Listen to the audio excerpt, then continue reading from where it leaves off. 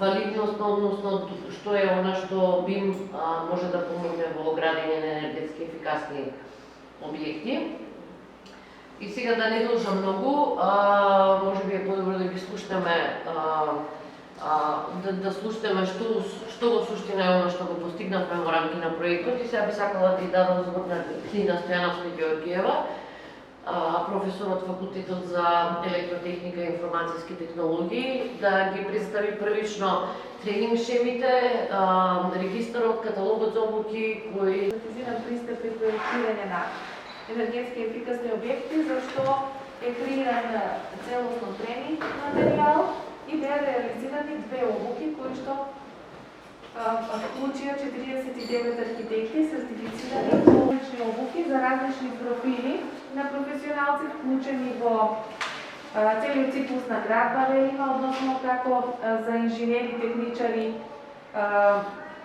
кои што се вклучени во процесот на проектирање на изградба, така и за инвеститорите и градежниците, но исто така и за останатите вклучени страни, како што се индустријата и производителите, но и локалната и централната власт во смисла на носители на одлуки, кои што исто така тежнењето беше да се развие или да се подигне свеста за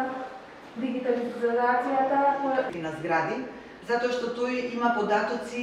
и за сите видови на енергија што се користат и за проектираните енергетски перформанси на зградата, така да споредбата потоа со објективните податоци и субјективното чувство во зградата донесува многу вредни резултати за понатаму. Паралелно се правеше